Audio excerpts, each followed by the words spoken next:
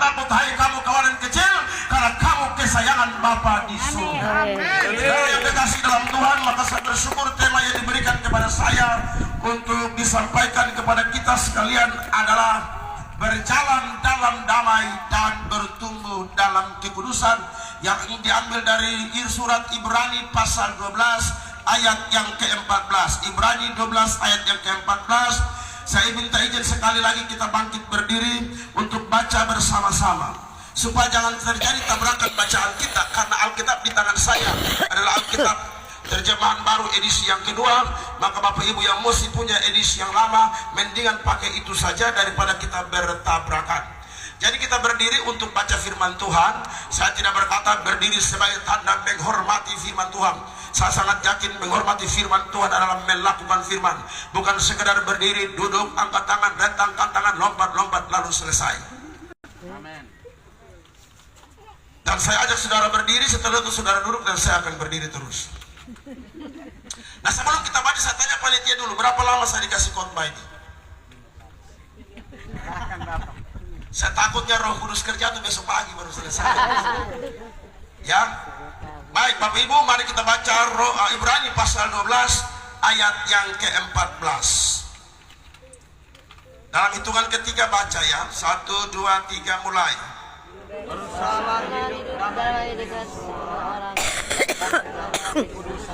Sebab tanpa kekudusan tidak seorang pun. Sekali lagi dengan suara yang kencang.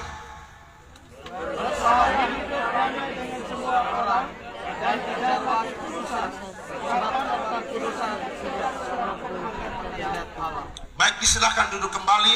Sekali lagi kita beri tepuk tangan untuk kemuliaan bagi nama Tuhan Yesus Kristus.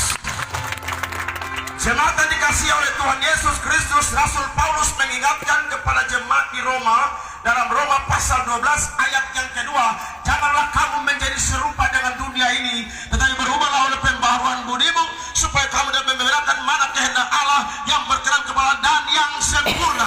Artinya Paulus menekankan kepada jemaat di Roma dan juga kepada kita pada malam hari ini bahwa kita orang Kristen harus tampil beda. Amin. Lifestyle kita harus berbeda, gaya hidup kita harus berbeda, segala sesuatu dalam perjalanan hidup kita harus berbeda. Paulus berkata kamu harus tampil beda, tidak boleh sama dengan dunia ini. Janganlah menjadi serupa dengan dunia, janganlah menjadi ikut-ikutan dunia, jangan mengikuti nilai-nilai dunia, jangan ikut stempel daripada dunia, tetapi ikutlah stempel daripada Tuhan. Saudara-saudara yang kekasih dalam Tuhan, bilang orang sebelah saudara, kita harus tampil beda. Wesleyan harus tampil beda. Amin. Kemah Injil harus tampil beda. Kemit harus tampil beda. Saudara-saudara yang kekasih dalam Tuhan, kita anak Tuhan punya gaya berbeda dengan gaya daripada dunia ini. Amin. Lifestyle kita berbeda. Saudara pernah dengar kucing dengan anjing ngobrol? Suatu waktu anjing telepon kucing. Kebetulan kucing tinggal di bawah mata dan anjing tinggal di area pohon duri. Anjing berkata, kucing, ayo kita berjumpa di pohon duri, ada yang hendak saya percakapkan dengan kamu. Lalu kemudian mereka bertemu, saudara-saudara. Lalu kucing tanya sama anjing, kenapa kau panggil beta? Dan anjing berkata, kucing minta maaf, saya hendak bertanya sama kamu, ada hal yang bikin saya selama ini tidak sejahtera melihat kamu. Kenapa? Kata kucing, apa yang mau kau tanyakan? Lalu anjing bertanya begini, kucing, kenapa setiap kali selesai BAB kau tutup itu dengan pasir atau dengan ilalang? Kenapa? Kenapa setiap kali buang air besar kau harus tutup dengan pasir? Lalu kemudian kucing jawab dengan santai, kebersihan adalah bagian dari iman, coy. Lalu kucing pun bertanya sama anjing, hai anjing, saya pun hendak melemparkan sebuah pertanyaan kepada, jawablah dengan jujur. Apa itu? Kenapa setiap kali anjing kencing harus angkat kaki sebelah? Bagaimana? Kenapa setiap kali kencing harus angkat kaki sebelah? Anjing dengan santai sambil bersandar pada pohon duri, dia menjawab, gaya itu perlu, bro. Saya mau katakan, kalau anjing dan kucing saja mengerti gaya, apalagi anak Tuhan yang tidak mengerti gaya, dia lebih daripada anjing dan kucing. Haleluya. Nah, saudara-saudara, maksud Paulus menegaskan kekudusaan itu harus tampil beda. Dan Tuhan sedang bekerja di akhir zaman ini, saudara, dengan dua tema yang ada. Dia bekerja keras untuk apa? Untuk memulihkan hubungan sesama dengan sesama, hubungan sesama dengan Tuhan, hubungan kita dengan Tuhan. Nah, ini yang mau ditekankan oleh Tuhan buat kita semua di ulang tahun Gereja Wesleyan Indonesia di NTT yang ke-48 tahun. Jemaat yang diberkati oleh Tuhan, di dalam dunia ini ada begitu banyak konflik kebencian, ada pencemaran moral.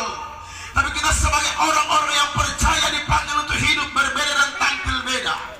Ibrani 12 ayat 14 berkata, dengan menekankan dua hal, berjalan dalam damai dan bertumbuh di dalam kekudusan. Inilah yang akan kita pelajari bersama-sama pada malam hari ini. Dua berkat ini yang akan menolong kita semua sehingga hidup memperkenan Tuhan. Kedua perkara ini itu damai dan kekudusan, bukan sekedar pesan moral, tapi sesuatu yang menjadi syarat mutlak bagi orang percaya. Alkitab berkata, tanpa kekudusan kamu tidak bisa melihat Tuhan. Jadi tanpa kekudusan, tanpa hidup damai, kita tidak bisa melihat Tuhan, kita tidak bisa menikmati hadirat Tuhan. Orang-orang yang tidak hidup di dalam kekudusan, yang tidak hidup di dalam damai, dia akan berjalan di dalam kepalsuan. Dia kelihatan melayani Tuhan, dia kelihatan menyalak buat Tuhan, khotbahnya berapi-api, tapi sesungguhnya adalah apa, saudara? Sebuah kemunafikan yang ditampilkan. Kita ini karena masuk gereja tidak bisa membedakan, sulit membedakan mana setan dan mana anak Tuhan. Di dalam gereja sulit melihat, semua di dalam gereja orang suci semua, malaikat semua. Dia angkat tangan, turun tangan, dia nyanyi lompat-lompat sampai tergantung di plafon dan lupa turun. Dia merasa paling suci. Tapi ternyata, saudara, di dalam gereja kita mendapat firman Tuhan, di luar gereja kita praktekkan firman Tuhan. Jadi mimbar yang sebenarnya ada di luar gereja, bukan di dalam gereja. Kamu adalah surat Kristus yang dibaca oleh semua orang. Jadi kalau orang melihat kita ada sesuatu yang kurang beres, lalu orang ngomong, jangan kita marah-marah. Coba lu lihat kita bikin apa? Dan kalau lihat saya, ini urusan saya. Tidak, kita adalah surat yang dibaca oleh semua orang. Mau tidak mau harus dibaca, mau tidak mau harus dilihat oleh semua orang. Itu sangat penting, saudara-saudara. Jemaat yang dikasihi oleh Tuhan Yesus Kristus, mari kita melihat yang pertama, berjalan dalam damai, atau dengan ungkapan lain, hidup dalam damai. Hidup dalam damai dengan sesama adalah tanda kedewasaan rohani. Damai bukan berarti tidak ada konflik, tetapi saudara, ada konflik. Tapi dengan konflik itu ada kehadiran kasih dan pengampunan. Alkitab berkata, barang siapa yang membawa damai dia disebut anak-anak Allah. Amin.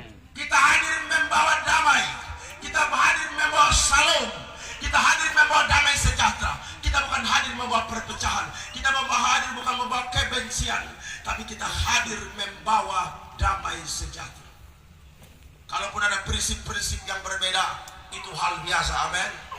Paulus dan Barnabas pernah berselisih. Amin. Apalagi zaman sekarang, Paulus belu dan Barnabas manafe, itu barang biasa. Paulus dan Barnabas, mereka berselisih gara-gara Timotius dan Markus. Paulus bilang, jangan bawa itu Markus, tidak tanggung jawab dengan pelayanan, tidak boleh bawa. Tapi saudara baca Alkitab, suatu saat Paulus bilang apa? Bawa juga Markus kepadaku, karena pelayanannya sangat berguna bagiku. Jadi Markus itu kadang ditolak, kadang dibutuhkan. Kadang tidak dibutuhkan, kadang dibutuhkan.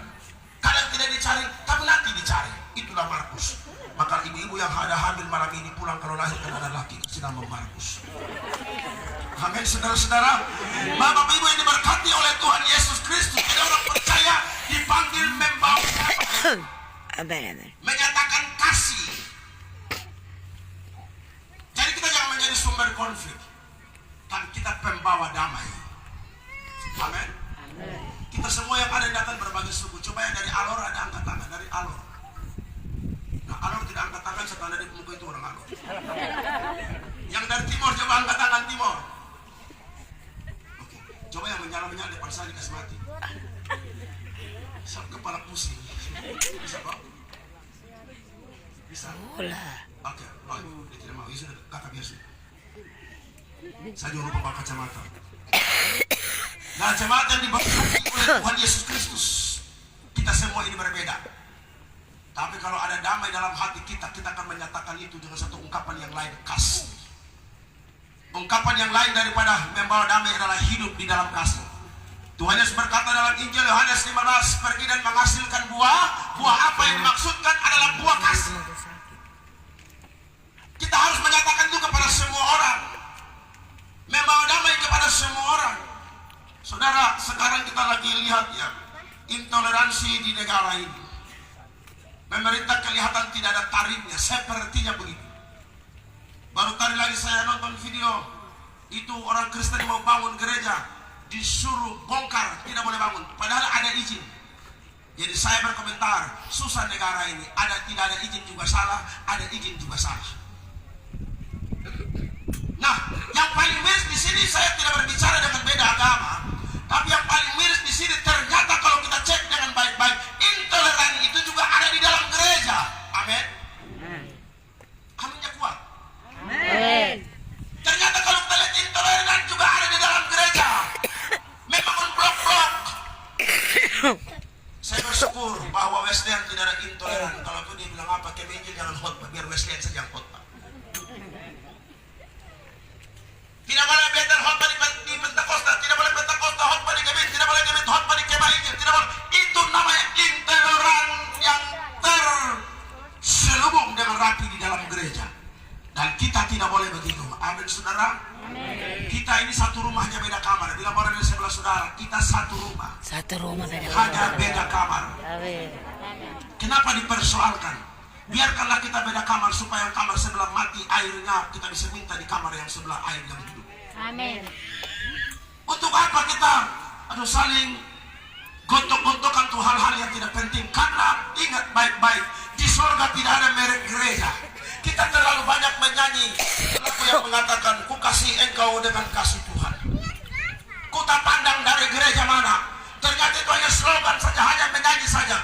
Ternyata setelah menyanyi pulang kita pandang dari gereja mana. Dan saudara, itu Alkitab bilang dalam surat 1 Yohanes bahwa ada hamba Tuhan yang melarang umatnya pergi beribadah atau bersama-sama dengan jemaat yang lain. Karena kalau ketahuan langsung dipecat dan dikeluarkan. Tetapi di sini tidak ada, amin saudara. Amin. Di sini kita hidup di dalam kasih satu dengan yang lain. Kita membawa damai, membawa sukacita, membawa damai dengan diri kita sendiri dulu. Apakah diri saudara merasa damai? Amin. Damai atau tidak? Amin. Saudara harus bisa berdamai dengan dirimu. Saya bertahun-tahun tidak bisa berdamai dengan diri saya. Kami 6 bersaudara. Yang saudara saya 5 orang putih semua. Saya sendiri yang aneh daripada yang lain. Saya sendiri yang hitam, hancur, berantakan. Bahkan saya mulia orang bilang jangan sampai kau anak pungut. Saya tanya pada bapak, mama, papa, mama, apakah saya anak pungut? Mama saya bilang tidak, kau anak asli. Kok kenapa beta jadi hitam maraja begini sedang adik-adik 5 orang hitam dan putih semua? Ternyata saudara, ini akibat ketika saya dalam kandungan ibu saya sudah ditolak. Kelahiran saya tidak diinginkan oleh ibu dan bapak saya. Mama saya ketika hamil saya, saudara-saudara, dia minum, dia makan itu nanas muda, itu hampir 1 karung supaya kasih gugur saya. Waktu itu dia saudara, dia panjat pohon pisang, dia taruh dari atas, dia perut duluan turun. Ketika dia mandi, dia pukul-pukul perutnya dengan tujuan supaya saya ini hancur di dalam dan segera keluar.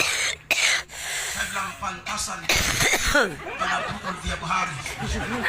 Tapi untung waktu itu saya mengerti pencak silat di dalam perut mama. Jadi begitu dia pukul saya sini. Sehingga ya korbannya adalah warna kulit saya. Dan di mana-mana teman-teman membuli saya. Ketika saya muncul mereka itu hitam mereka sudah datang. Jadi saya merasa tersisih. Bahkan saya pernah minta sama Tuhan supaya lebih baik saya mati daripada hidup. Tetapi puji Tuhan, Tuhan baik. Pada tanggal 25 Mei tahun 97 hari Kamis jam 4 sore, Tuhan pilih saya untuk melayani Tuhan. Haleluya. Dan saat itu Tuhan berkata, kau berharga di mataku. Dan terus terang saya kepahitan dengan bapak dan mama saya. Saya pernah mau taruh baygon di minuman bapak saya. Saudara, kalau di belakang jam saya, saudara buka baju saya, di belakang lihat itu bekas batang ubi. Tahu orang alur batang ubi itu besar-besar. Itu bekasnya masih ada sampai sekarang.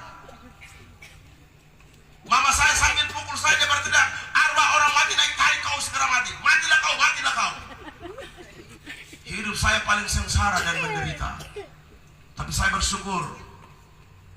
Tuhan berkata kau berharga bagiku.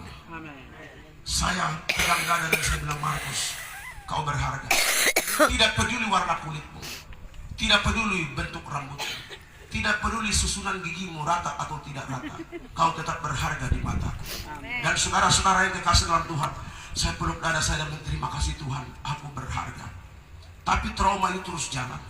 Saya lalu penyelesaian dengan kedua orang tua saya.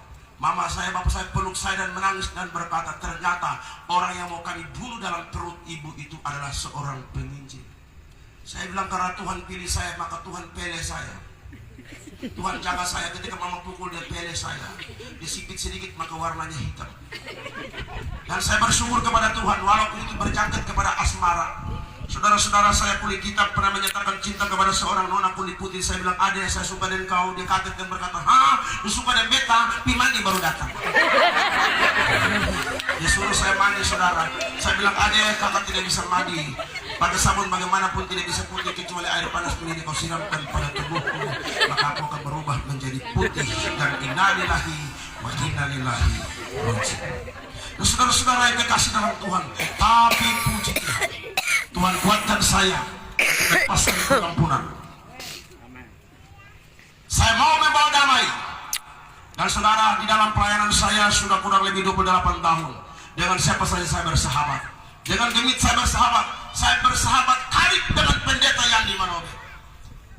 Saya bergaul karib dengan pendeta Mel Ato. Pernah kami tiga sama-sama dalam satu panggung KKR. Yang di malam pertama, Mel malam kedua, saya malam ketiga. Yang dilakukan oleh KKR dari Pemuda Rayon 7 Fonte. Jadi saudara-saudara yang kekasih dalam Tuhan, kita bangun hubungan dengan siapa saja. Kita menebarkan damai. Damai dimulai dari dalam diri kita, dimulai di dalam rumah tangga kita. Bagaimana kita melayani Tuhan sedangkan suami dan istri tidak ada kedamaian? Yang pendeta-pendeta yang hadir malam ini bisa angkat tangan. Oke, luar biasa. Silakan turun tangan. Saya percaya malam hari ini rumah tangga kita baik-baik saja, amin. Kecuali yang sudah janda dan duda. Nah, saudara-saudara yang kekasih, dimulai dari rumah tangga kita hidup damai. Menyebarkan damai dalam keluarga, suami kepada istri, istri kepada suami, suami istri, orang tua kepada anak, anak kepada orang tua.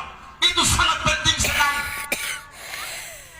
Kalau orang yang membawa damai tidak akan pandang bulu. Orang yang bawa damai adalah orang disebut anak-anak Allah. Orang yang membawa damai adalah orang-orang yang betul-betul mewakili Tuhan di atas bumi, menyatakan kasih dan kesetiaan. Itulah orang-orang yang membawa damai.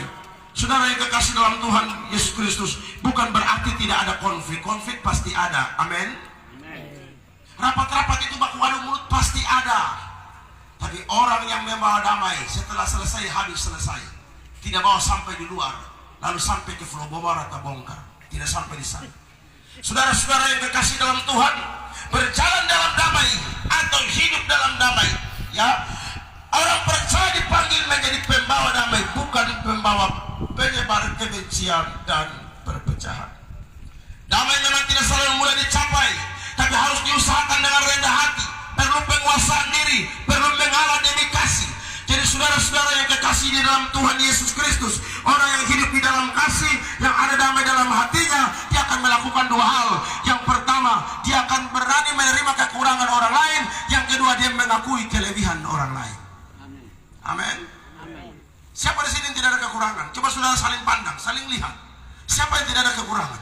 Kita semua punya kekurangan. Kita semua punya kekurangan. Tapi kita juga punya kelebihan. Maka supaya hidup ini damai dan sukacita, maka mari kita belajar menerima kekurangan orang lain. Dan juga mengakui kelebihan orang lain. Bapak mama, apakah istri-istri, apakah suamimu itu pasangan yang sempurna? Ibu-ibu, apakah suami yang ibu nikahi itu sempurna? Atau punya banyak kekurangan?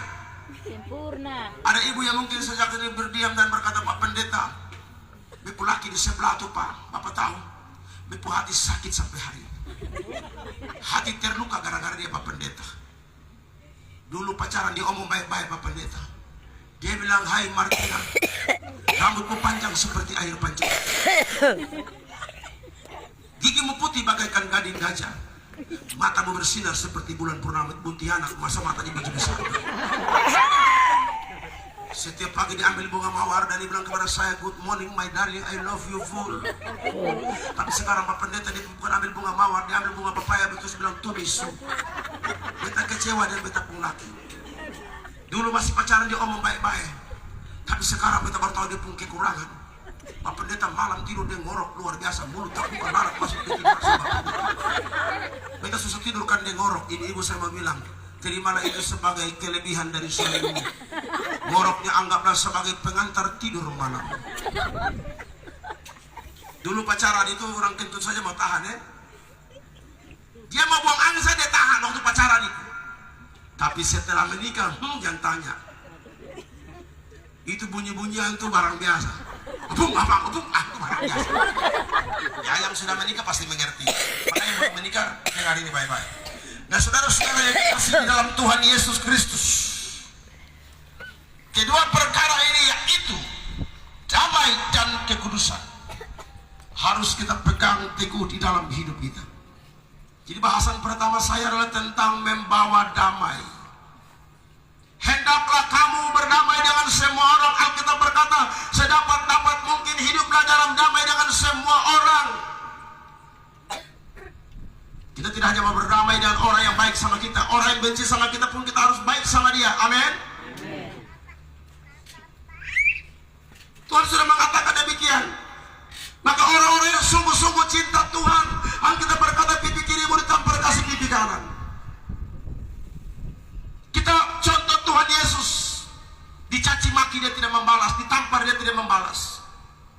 Maka Alkitab berkata, setiap orang yang mau ikut Tuhan Yesus, dia harus rela menderita. Amen. Tapi Alkitab juga berkata, jangan menderita karena kau pencuri, jangan menderita karena berbuat dosa, itu tanggung sendiri. Tetapi kita menderita karena kebenaran, kita menderita karena mempertahankan nama Yesus, kita menderita karena melayani Tuhan. Yes. Itulah salib yang harus kita tanggung, saudara-saudara. Amen. Kekasih-kekasih Allah, jemaat Wesleyan yang diberkati oleh Tuhan Yesus Kristus, mari malam hari ini kita mengupayakan damai itu ada di antara kita. Kita mengupayakan kerukunan ada di antara kita. Dan saya bersyukur malam hari ini bapak-bapak dari Ore Etnabora Oisapa menyanyi. Beri tepuk tangan dulu buat bapak-bapak dari Ore Etnabora. Ini berarti sudah tergenapi bahwa kita betul-betul bersaudara di dalam Tuhan. Amin. Tidak lagi memandang merek gereja. Kalau bapak menyanyi malam hari ini, maka berikutlah undang bapak-bapak Wesleyan pergi nyanyi lagi di Oisapa. Dan kalau tidak keberatan, undang saya juga ke sana. Saudara-saudara yang kekasih di dalam Tuhan Yesus Kristus, banyak orang dalam ibadah mereka terikat dengan kebencian, mereka terikat dengan dendam, mereka terikat dengan banyak kepahitan. Alkitab berkata jangan sampai ada akar pahit ada di antara kamu. Ternyata orang beribadah juga ada akar pahit. Di dalam ibadah itu ternyata banyak yang belum terlepas dari akar pahit, banyak yang belum terlepas dari roh pemberontakan, roh penundukan diri. Banyak yang belum terlepas, saudara-saudara, yang harus dilepaskan, yang harus dibebaskan. Ini penting. Amen. Bapak, Ibu, dan saya tidak akan bisa melihat Tuhan kalau kita masih hidup dalam ikatan kebencian satu dengan yang lain. Alkitab berkata, jika engkau berkata mengasihi Tuhan tapi engkau membenci saudaramu, maka engkau sedang berdusta dan engkau ada di dalam kegelapan. Bagaimana engkau berkata mengasihi Allah yang tidak kelihatan, sementara sesama yang kelihatan sendiri tidak kau kasih? Pada suatu hari, seorang pendeta lagi berkhotbah. Dia berkata, jemaat Tuhan, kita harus saling mengasihi. Kita harus mengasihi istri kita, mengasihi anak-anak kita. Tiba-tiba istri dari Bapak Pendeta pulang dan bawa satu koper besar masuk di dalam gereja. Jemaat tanya, apa itu Ibu Pendeta? Ini pakaian Bapak Pendeta. Buat? Nah, dia lebih baik tinggal di gereja daripada tinggal di rumah. Kalau di gereja dia bilang dia sayang istri, di rumah dia injak panting beta bapak. Jadi bapak tinggal di gereja, saya dapat tinggal di rumah dipukul beta tiap hari. Nah saudara-saudara yang dikasih dalam Tuhan Yesus Kristus, ini hati-hati, ini sangat penting untuk diperhatikan. Jadi jemaat yang diberkati oleh Tuhan, marilah mulai hari ini kita bersama-sama di ulang tahun yang ke-48 tahun ini, kita membawa damai, kita membawa sukacita, kita menyebarkan kasih dimanapun kita pergi dan berada. Kasih itu tidak harus terlalu yang muluk-muluk, tidak harus kasih uang, tidak harus kasih sembako, tapi lemparkan satu senyum saja, itu bentuk kasih yang luar biasa. Amin. Mungkin Bapak Ibu dari tadi baku tegang tuh, coba lihat, baku lihat terus senyum, baku lihat terus lemparkan satu senyum saja, coba saling tatap. Senyum. Pas senang toh. Saya waktu dari kapal feri mau ke Alor, saya berjumpa dengan 4 hamba Tuhan dari Ambon. Mereka duduk dan saya juga duduk dekat mereka. Saya pakai celana pendek, kaos oblong. Ya, saya karena kulit saya hitam, saya pakai baju putih. Tapi muka sangar, tidak tahu senyum. Lalu mereka lihat saya terus. Mereka baku lihat, siapa tuh, siapa? Mungkin preman kan? Lalu saya datang, bapak mana? Ya om, mau pi Alor. Oh, Alor di mana? Di Petli. Oh, Petli itu kampung saya. Mola itu kampung saya. Tadi sejarah tadi itu kampung saya. Saya pendeta. Lalu mereka bilang, aduh bapak, dari tadi kami tegangkan, pikir bapak ini debt kolektor atau bapak ini preman. Saya ketika di Jakarta pernah ditawarkan jadi debt kolektor untuk menggantikan satu Pace Papua. Kenapa? Pace Papua dia badan besar, tapi kan suara kecil. Jadi om kasih ingat, Pace, nanti kopi berdiri depan pintu, saya kau tidak usah ngomong apa-apa. Kau berdiri saja supaya yang punya hutang keluar, dia langsung bayar. Kalian Pace muka tuh sangar toh, Pace tidak boleh ngomong apa-apa. Nah Pace semangat sampai di depan rumah itu, tiba-tiba keluarlah anak dari yang punya hutang itu. Pace tidak dengar komandan, dia langsung tanya, Ade, mama di mana? Badan besar, tapi Ade, mama di mana? Orang marah akan mencari saya sampai di Kalimalang, Jakarta Timur. Mereka Bapak Pendeta, kami minta tolong Bapak untuk hadir bersama kami sebagai tim debt kolektor. Maksudnya, saya kan pendeta, ya Bapak tugas itu hanya diam saja. Kami yang ngomong, Bapak cuma diam saja dan bikin muka agak kasar-kasar, saya bilang tidak bisa. Saya takutnya sampai di sana pas muncul jemaat itu keluar bilang, Pak Pendeta mari masuk, kan repot saya. Akhirnya tidak jadi. Jadi di Jakarta saya ditawarkan banyak hal aneh-aneh semua. Ya, untuk jaga tanah di Bogor. Masa pengen suruh Jakarta di Bogor sana. Tidak jadi saudara-saudara. Tapi saya bersyukur kepada Tuhan Yesus Kristus.